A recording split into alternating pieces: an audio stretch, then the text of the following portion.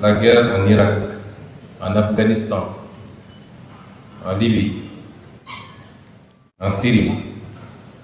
Ils n'ont pas gagné la guerre même au Somalie, où ils ont été obligés de se retirer poursuivis par des bandes armées.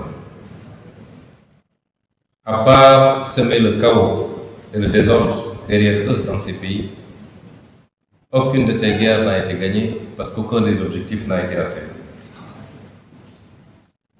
On ne citera pas ces pays comme des exemples de démocratie sous la conception occidentale s'entend. Quel objectif était assigné pour la guerre en Iran? C'était de remplacer un régime. Cela n'a pas été fait.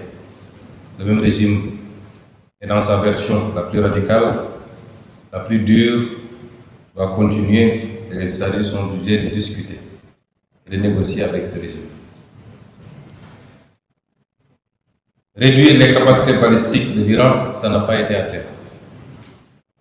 Imposer à l'Iran de renoncer à tout programme nucléaire, civil comme militaire, n'est pas un objectif atteint. Aucun des objectifs n'a été atteint et pourtant le monde est plongé dans un chaos que rien ne justifie. M. Trump n'est pas un homme de paix, c'est un homme de déstabilisation du monde.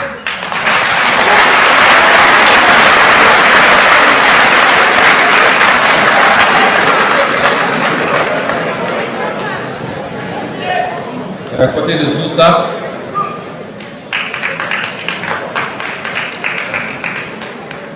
faut-il ajouter de regretter le comportement de l'autre frange occidentale, donneur de leçons devant l'Éternel.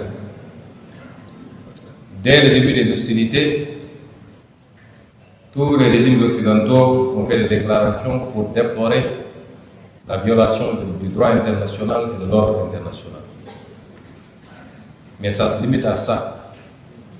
Et pour atténuer et justifier, d'ailleurs, c'est justifié auprès de leur patron, il faut qu'ils ajoutent néanmoins qu'ils se réjouissent que le guide Khamenei ait été exécuté, puisque c'est un dangereux terroriste qui brime son peuple, qu'ils se réjouissent que Nicolas Maduro ait été exfiltré, parce que c'était un dictateur jouant à un équilibrisme que rien ne justifie.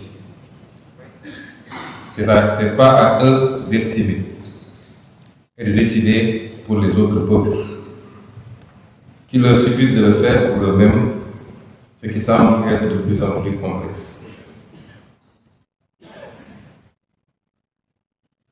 Déplorer la violation du droit international et de l'autre côté mettre à disposition ces bases militaires ne relève pas d'une cohérence politique. Alors, quels enseignements devons-nous tirer de tout ça? Les répercussions de cette crise, nous devons encore attendre. Elles sont déjà extrêmement impactantes dans le mauvais sens.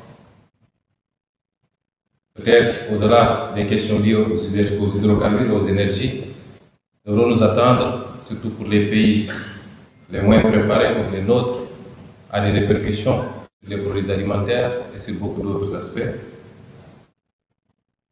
Mais tout ceci découle de ce qu'il est convenu d'appeler le piège de Thucydide, que certainement le professeur Boniface connaît mieux que nous.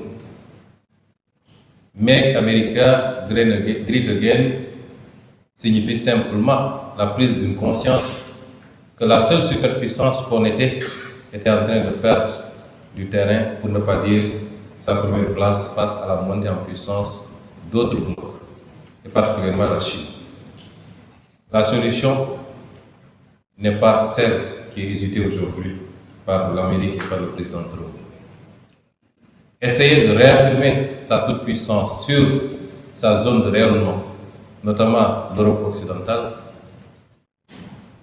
une partie de l'Amérique du Sud et le Golfe, essayer de couper les pistes d'approvisionnement pour asphyxier un concurrent au risque de déstabiliser le monde entier n'est pas la solution.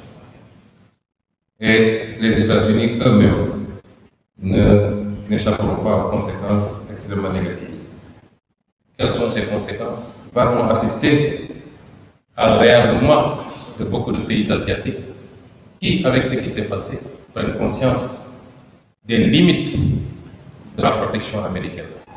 Le Japon, qui abrite la plus grande base militaire américaine dans le monde, la Corée du Sud, puisque les pays du Golfe n'ont pas été suffisamment protégés par les États-Unis, en tout cas, qui n'a pas pu faire face aux frappes iraniennes. Est-ce que des pays qui ont les capacités de se réarmer, y compris sur le plan nucléaire, vont continuer à confier leur sécurité ou une partie de leur sécurité aux États-Unis d'Amérique face à la montée en puissance de la Chine? C'est une question auxquelles peut-être les chercheurs répondront ou l'histoire à venir. Va-t-on assister à la fin du pétrodollar, qui est le système qui a été assis au lendemain de la Deuxième Guerre mondiale, sur la base de l'exploitation des énormes ressources pétrogazières des monarchies du Golfe, mais avec des investissements extrêmement importants et une solidification du dollar comme monnaie d'échange internationale? L'histoire nous l'apprendra très bientôt. Ce que je veux dire par là, c'est que M. Trump a exactement le contraire de ce qu'il cherchait en déclenchant cette guerre. Quelles conséquences ou quels enseignements pour nous Africains?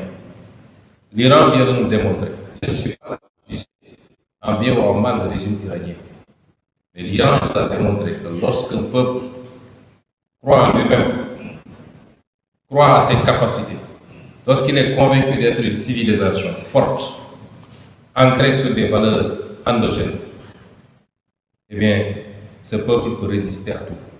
L'Iran vient de nous.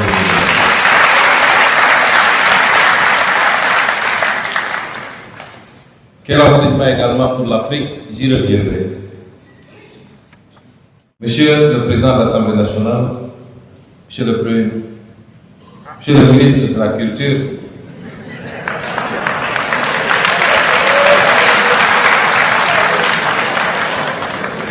certainement il est pressenti pour être le prochain Premier ministre.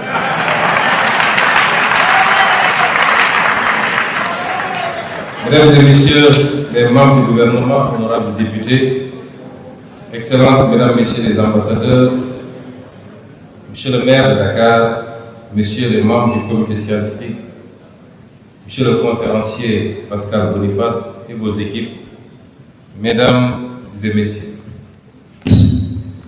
permettez-moi avant toute chose d'adresser mes sincères remerciements au président du comité d'organisation, M. Dambouch, pour la qualité du travail accompli. Organiser une conférence de cette envergure autour d'enjeux aussi structurants pour notre continent demande à la fois rigueur, engagement et sens de la responsabilité collective. Je tiens à saluer cet effort qui rend possible notre rencontre d'aujourd'hui. Je voudrais également exprimer toute ma reconnaissance à M. Pascal Boniface, qui nous fait l'honneur d'animer cette conférence, remercié par la profondeur de ses analyses et la clarté de ses prises de position sur les transformations du système international. Il contribue à éclairer les débats contemporains. Sa présence ici parmi nous, ici à Dakar, donne une portée particulière à nos échanges et enrichit notre réflexion sur les enjeux du monde multipolaire. Mais, à titre préliminaire, je voudrais apporter quelques observations. Monsieur Boniface, des observations, j'avoue, subjectives sur l'ouvrage, sur votre brillant ouvrage. Ousmane Sonko, parmi les 20 personnalités les plus influentes du monde.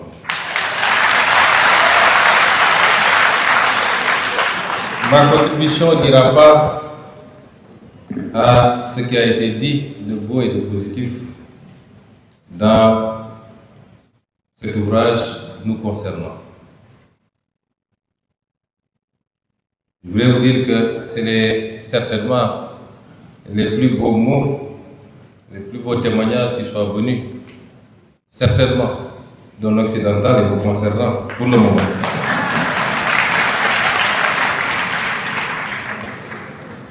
Mais vous me permettrez quelques réflexions subjectives au-delà du titre et du développement, notre classement parmi les 20 personnalités, et que j'avoue en toute objectivité penser ne pas mériter,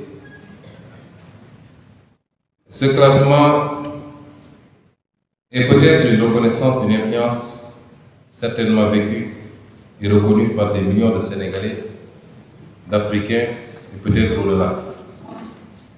Mais derrière le titre et derrière certains aspects du développement se glisse, à mon avis, chez le professeur subtilement une lecture de Sonko sous le prisme occidental, même modéré, mais le prisme occidental, d'une symbolique, ce prisme d'une symbolique personnalité influente, plutôt qu'un leader d'une lutte historique pour l'émancipation et la souveraineté économique. Évidemment, cela jure avec vos propos de tout à l'heure. Certainement, c'est Madame la coordinatrice avec laquelle j'aurai peut-être un débat assez sur la question. Celui d'un combat pour une Afrique souveraine, porté par des millions de Sénégalais et d'Africains qui veulent se départir de la tutelle, de toutes les tutelles, et construire un destin libre. En guise d'illustration, le raccourci fait dans l'interprétation du Gatsa-Gatsa. Vous avez repris le terme, et la périphrase, je cite, grammaire politique du parti de son leader, semble tenter de réduire les luttes des Sénégalais qui se sont dressés contre la tyrannie, l'oppression et l'injustice, et d'extirper la légitimité du processus révolutionnaire qui a abouti à la victoire électorale du 24 mars 2024. Non, le Gatsa-Gatsa n'est pas une dérive. C'est l'expression d'un peuple qui a refusé de plier.